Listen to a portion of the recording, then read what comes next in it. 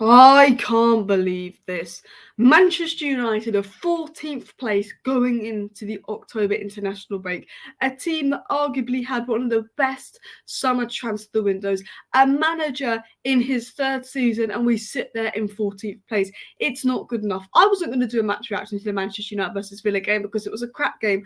I didn't have an energy to do a match reaction, but it's now half-time in the Brighton-Tottenham Hotspur game. I've been watching the Brighton-Tottenham Hotspur game. I'm seeing progress. I'm seeing Tottenham play good football. And I'm going back to Manchester United. I'm thinking I'm running out of excuses. I'm tired. On paper, a draw versus Villa is a good result. But I watched that game. The attack stunk. The attack, like there was nothing there. Yes, defensively we were better, but that's because we parked the bus.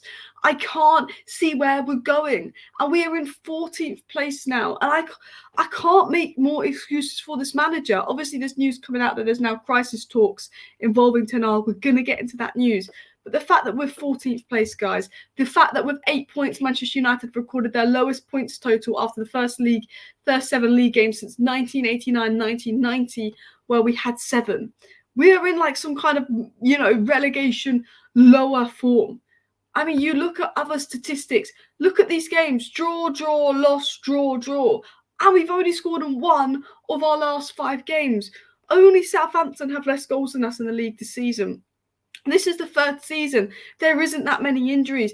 There's been a good transfer window, and I can't see progress. I'm watching Tottenham. This is Tottenham's 2nd season.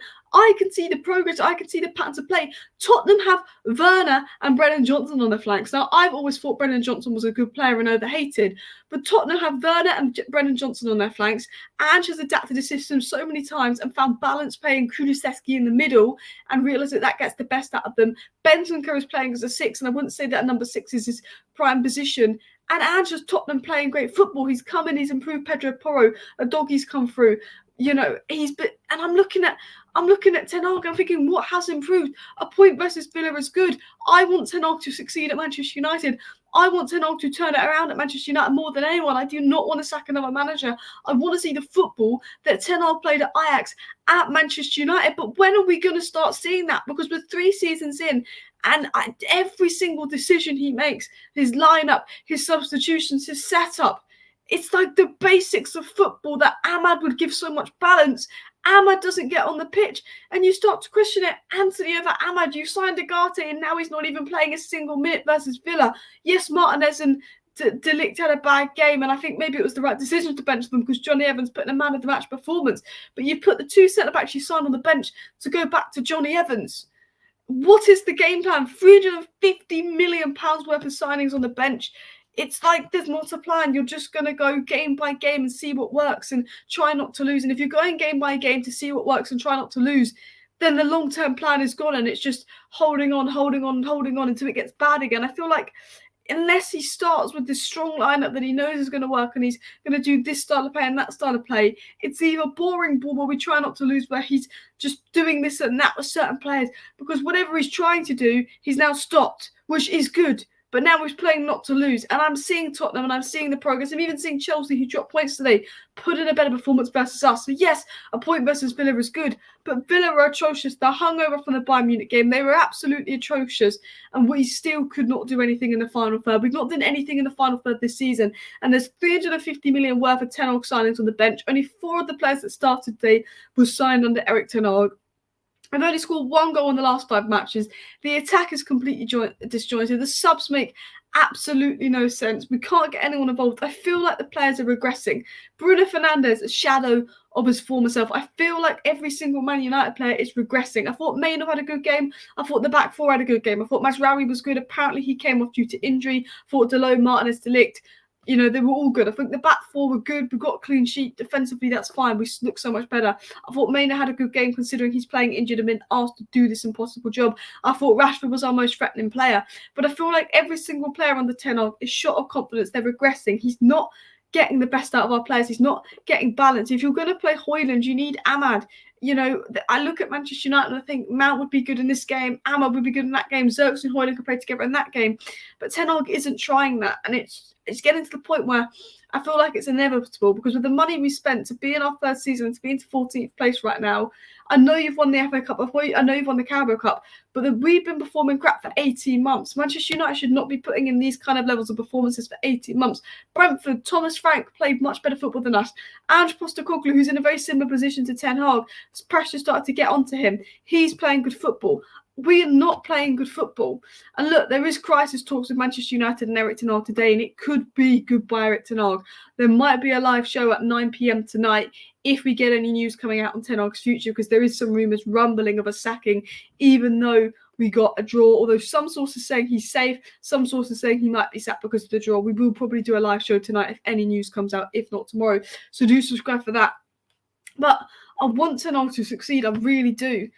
And as someone that has been Ten Hag in, that is back Ten Hag, that wants him to succeed, and I know that there is issues with players and personnel, he's picking the players, he's signing the players. I'm at the point where, as much as I want Ten Hag to get it to work, as much as I want it to work, and as much as I want to believe that Ten Hag will be able to pull off his plan and will do what he did at Ajax, I just don't see it happening. It's been 18 months. The players don't get it. The players aren't improving. We're regressing. We don't have the injuries. We have the new signings. We have the INEOS board. We have the backing. And I feel like we're getting worse and worse and worse and worse. Now, information we've got coming out from the likes of David Ornstein was Southgate was not a contender for the job in the summer. No new information to suggest he's a contender now, which is good because I tell you what, we'd much rather have Ten Hag than Southgate. But we do know Inzaghi wasn't offered the job because he doesn't speak English. But there was rumours coming out that he was offered the job. David Ornstein said that's not true. So that means that INEOS didn't go and offer someone a job.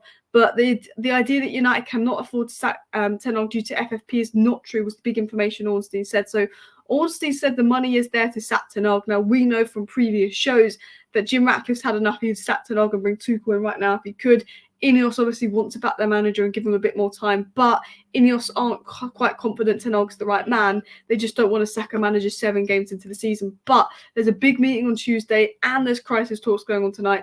If he's going to be sacked, it's going to be in the October international break or it's going to be in the November international break. So it could be coming. Now, if we're going to talk about positives, I thought Johnny Evans was fantastic today. I thought Mazraoui was good. I thought the defence was good in general. 4 out of 4 tackles, 1 block, 3 clearances, 2 header clearances, 3 recoveries, 5 passes into final third, 5 out of 5 aerial duels won, 6 out of 7 ground duels won. Johnny Evans put in a monstrous performance. And you know what? Didn't spend any money on him.